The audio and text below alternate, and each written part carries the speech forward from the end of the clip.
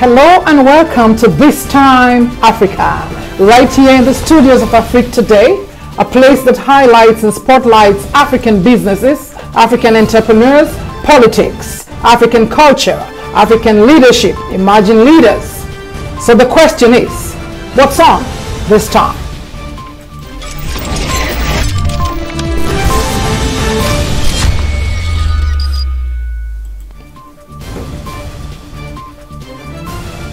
Today, the clock faces the country of Ghana, where I am privileged to sit and to speak with the National Youth President and the spokesperson of United African Congress in the person of Mr. Sadiq Abubakar, that I love to talk to so much because he's a man that wears many hats. Welcome to the show, Sadiq. Thank you, Doctor. I am so honored to have you. And since we're talking about Ghana today, Akwaba. Thank you. Isn't that the correct word? Yes, yes. Akwaba. So Ghana has been referred to as, first of all, we all know it's the first sub-Saharan country to gain independence. Yes. And of course, now people refer to Ghana as the leader in African democracy and development.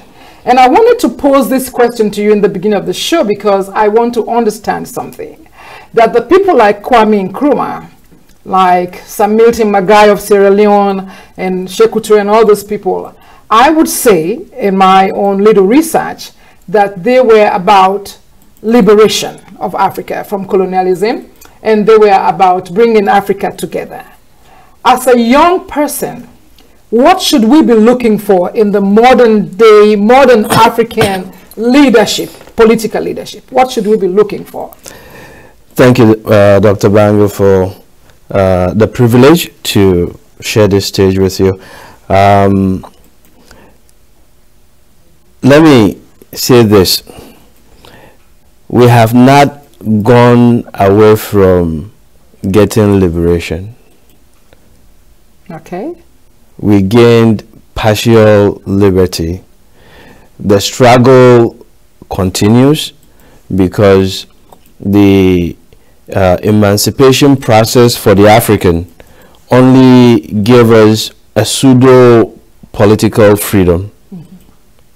We still have the colonial masters pulling wires behind the scene. So I'm going to say that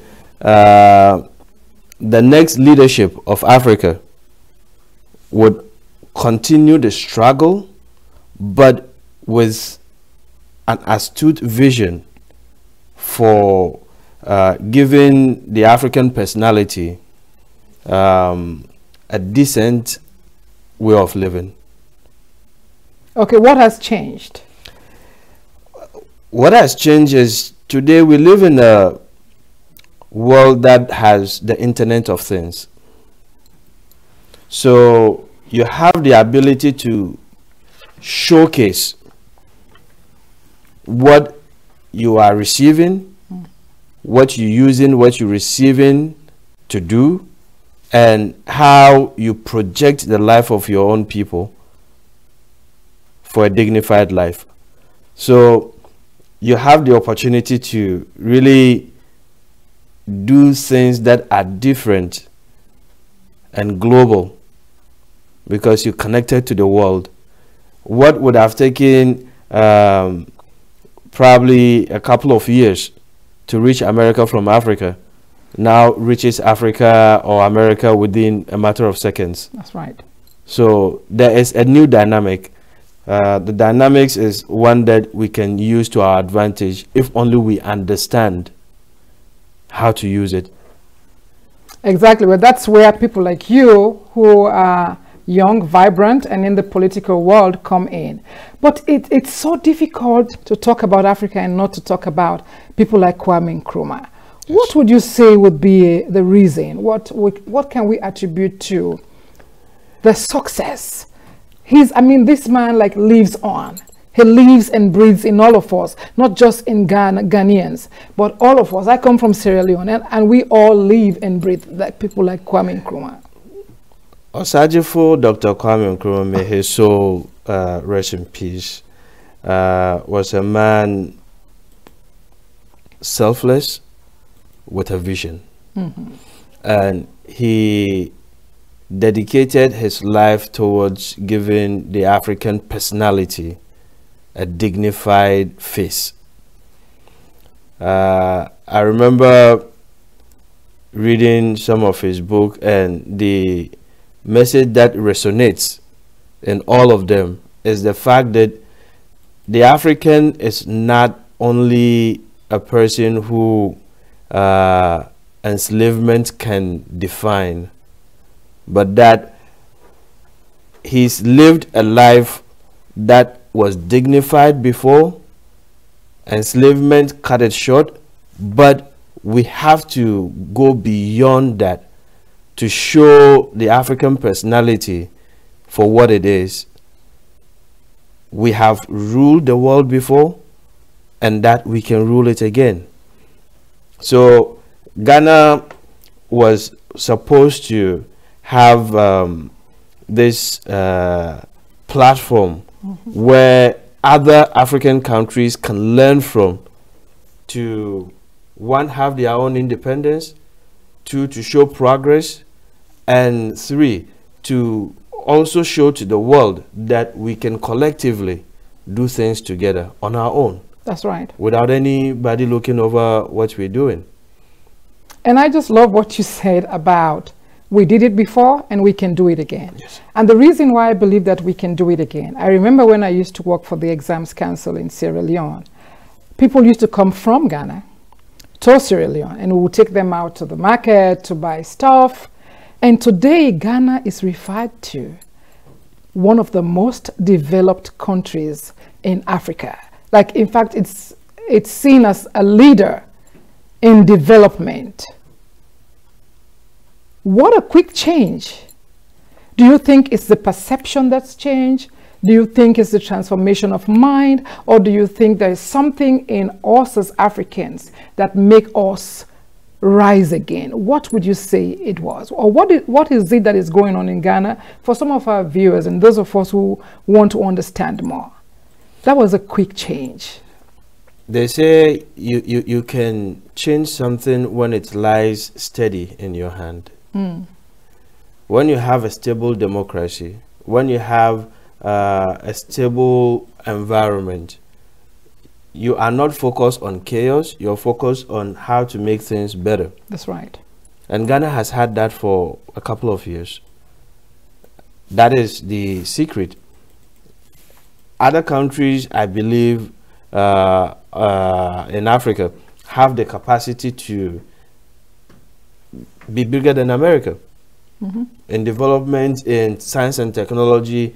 Today, when you go to NASA, you have a lot of Africans who are at top engineering positions, top accounting positions.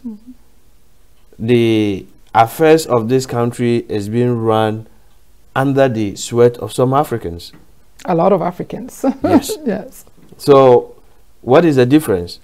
There is stability here. There's no stability where they come from. Ah, I see what you mean. Yeah. So all we need as a people is to make sure our affairs are steady in our hands, so that we can mold it in the shapes that we want to project to the world. Because we're capable of doing it. Yeah. And stability speaks so much. How about patriotism? Patriotism is the key. You cannot do for a country if you don't love the country. Yep. And patriotism is not, as some people define it, that you love your country more than any other country. It's loving your country for it being where you are from and your home. Yes. So you decorate your home, you paint it, you do all the furnishing, because that is where you can call home. You want some peace of mind over there. And that is what we need as a people. Patriotism cannot be taken away and we see development. It can't happen. That's right. That's right. So we have to be sold out to believe in our roots, and to take what we learned, what we gather wherever we are in the world, and bring it back to where we were born. Yes. And bring it back. And that brings me to this question. Do you think that Africa is ready for a diaspora leadership? Are we ready? No, we are not. Okay. But should we be? Yes. All right. It's long overdue. I would want to make this point clear.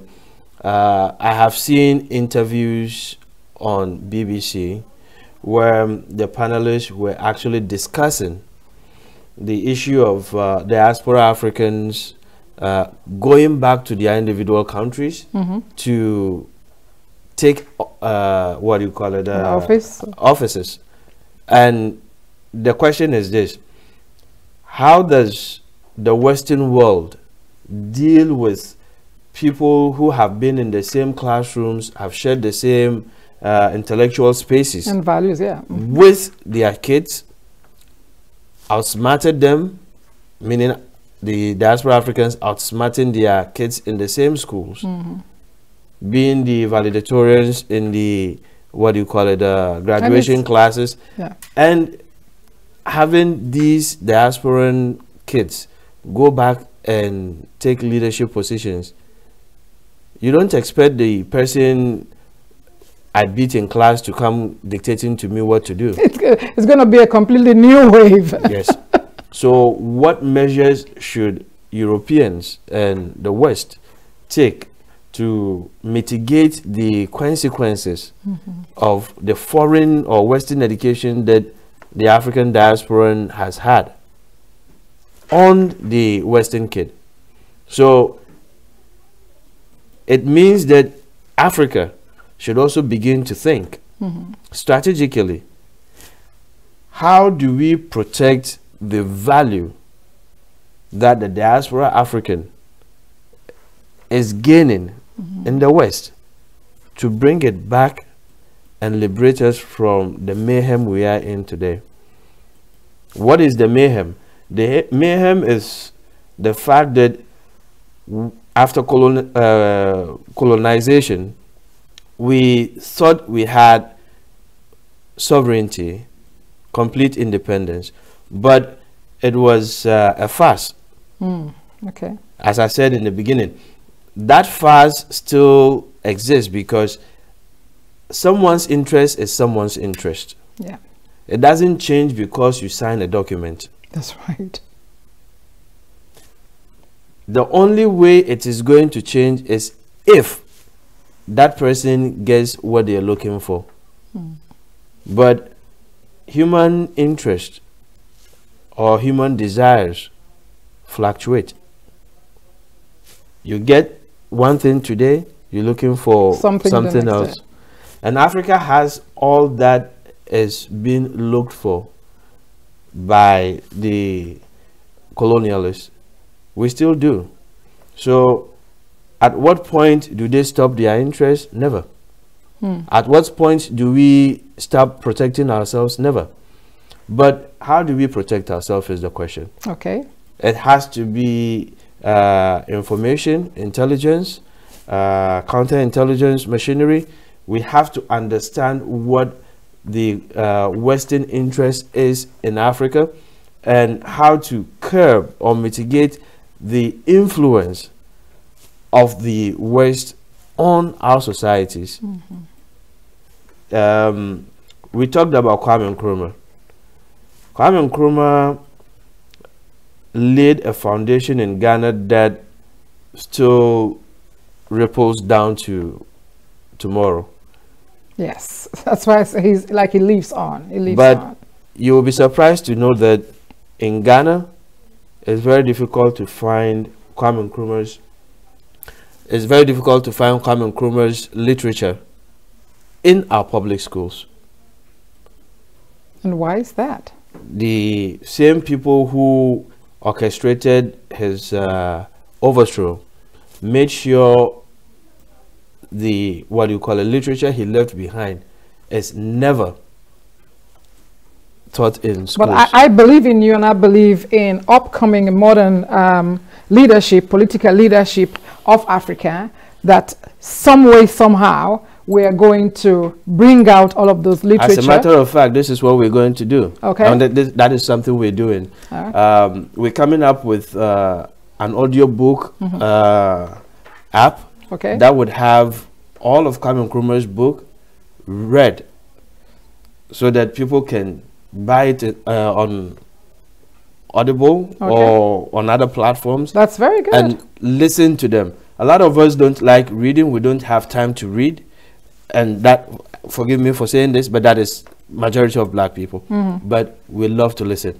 Yeah, we love to listen. Yeah. So we're trying to do that, not just Kwame Nkrumah, but all the Pan-African leaders. Whatever book they've written for black emancipation, you're going to be on audio. We're putting them on audio. That is awesome. That is awesome. And you know what? I think that the diaspora is going to bridge the gap. There was a very wide gap that just us being here in the diaspora, you're going to bridge that gap. But you stay right there, because we are coming back with Sadiq Abubakar, who is the president and spokesperson for, what's your organization again? United African Congress. United African Congress. You stay right there. This is This Time Africa. The youth wing. Oh, the youth wing. He's the leader of the youth wing. We'll be right back. We're talking politics. We're talking youth leadership. And of course, we are talking media right here. This Time Africa.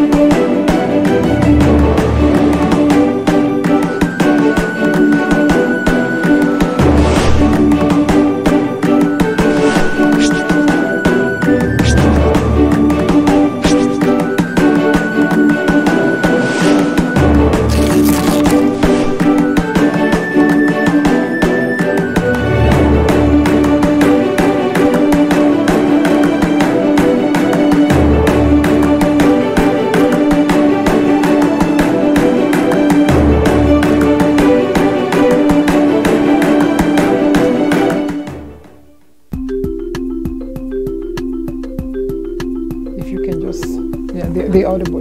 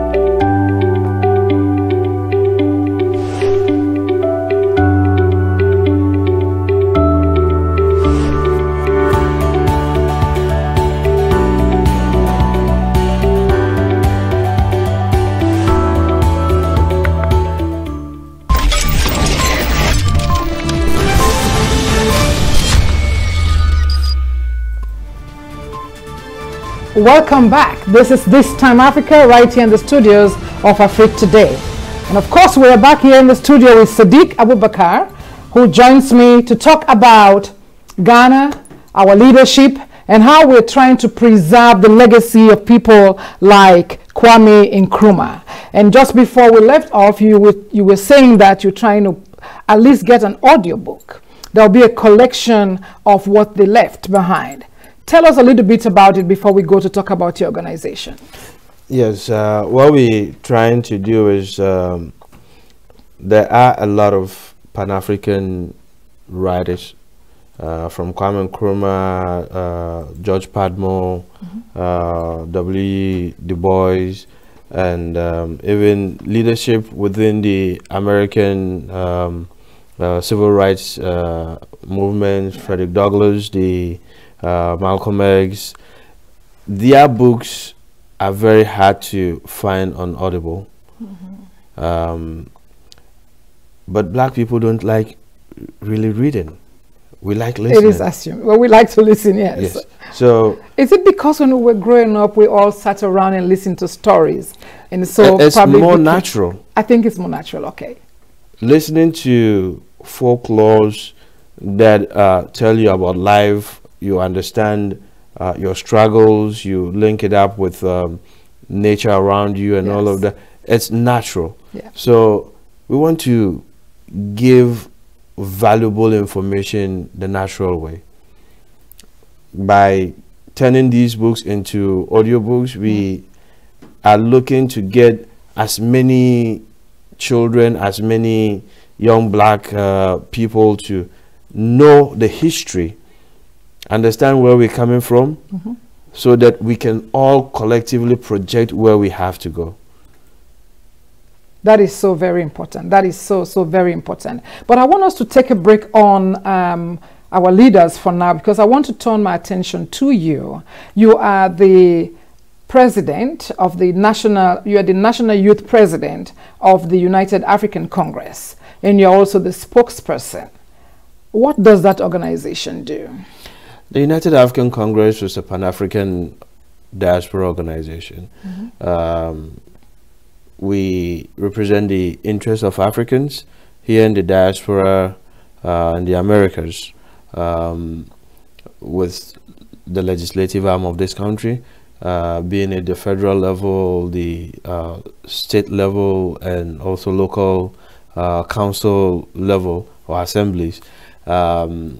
When it comes to legislation, if it would affect our community, you have to be our there. leadership has to be there. Yes. To chime in, to look at what is being presented, analyze it, and go like, okay, this is not good for us, this is good for us.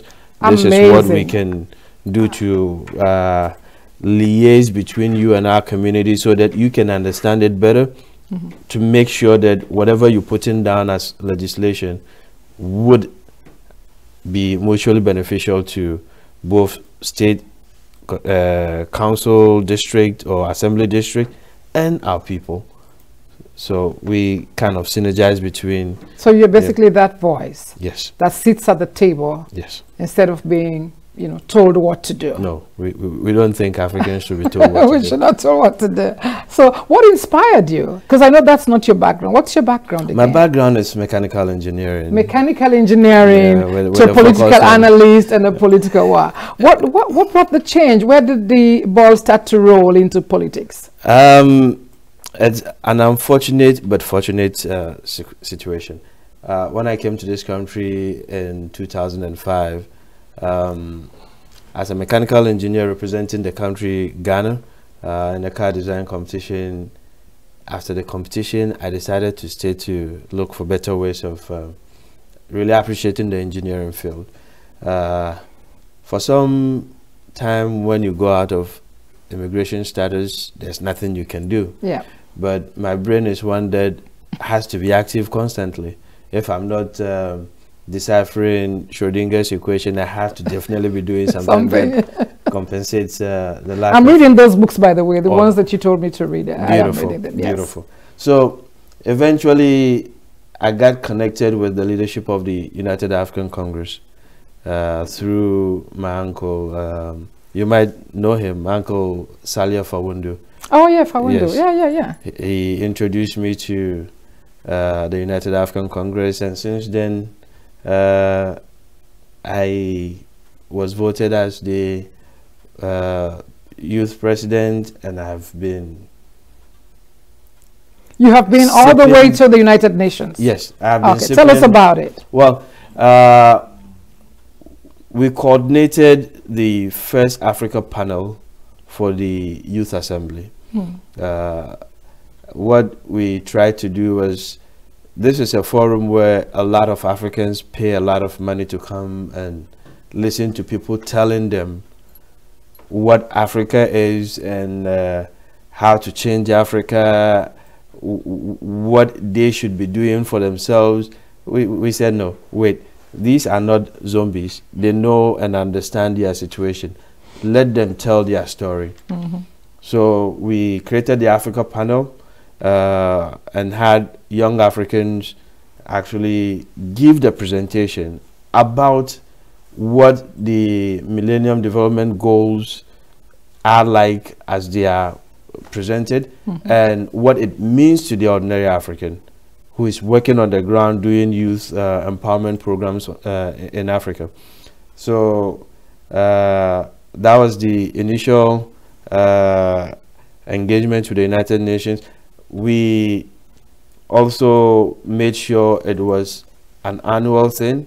So every year at the Youth Assembly, the Friendship Ambassadors Foundation would have an Africa panel for young Africans to actually tell the world what they're doing in regards to either the Millennium Development Goals, now the SDGs, and kind of give their own perspective of their own story. And apart from giving their story, apart from making these contributions and giving the platform to speak, what do you hope to attain or achieve, let's say in the next 5 years? Where would you see this umbrella going? Next 5 years, are you talking in terms of the United African Congress or me as a person and what I do, just so that... Well, maybe the United African Congress. In terms of the United African Congress, leadership is evolving. Okay.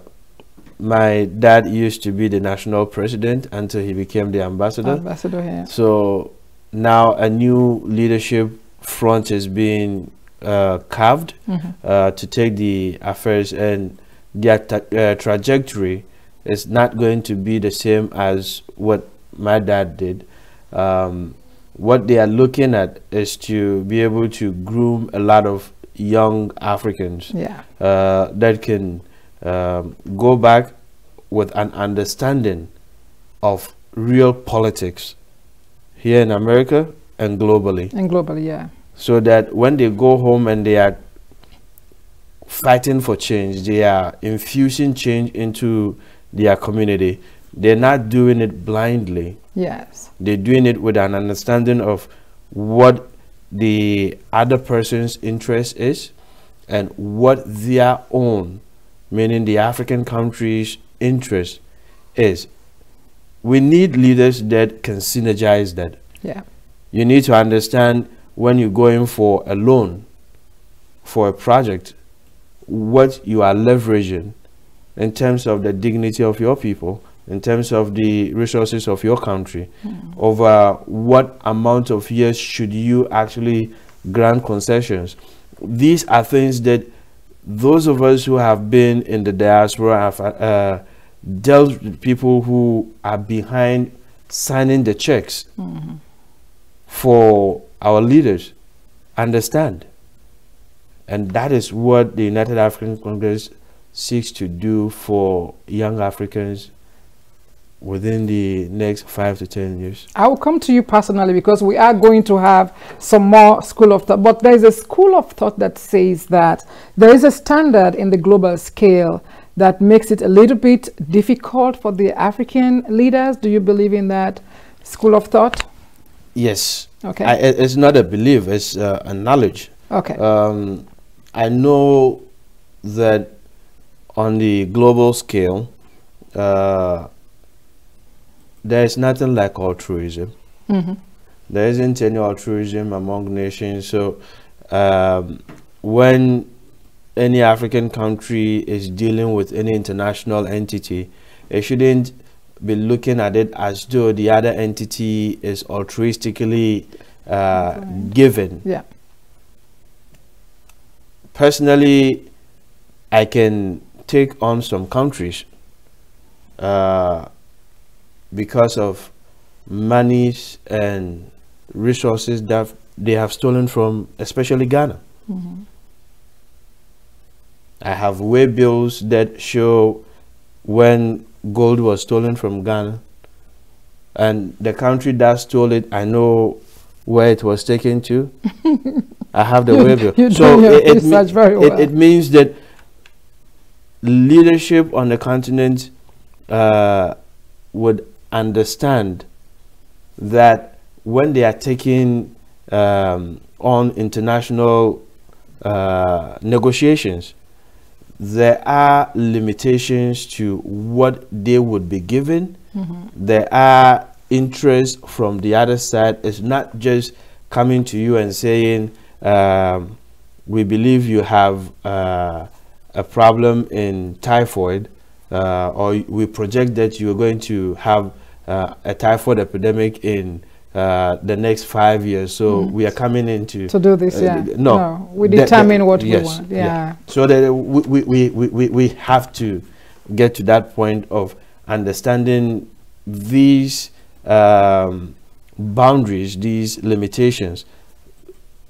It helps us to intelligently make decisions when we are negotiating any transactions between us and other countries. I wish we had time, but like I said, I have to bring you again because I want to talk about you, about what you're doing and what you have to do in the future. What encouragement can you give to listeners today before I ask you a last question? What encouragement can you give to the youth? People who may view this video at some point, what encouragement? I hope that young Africans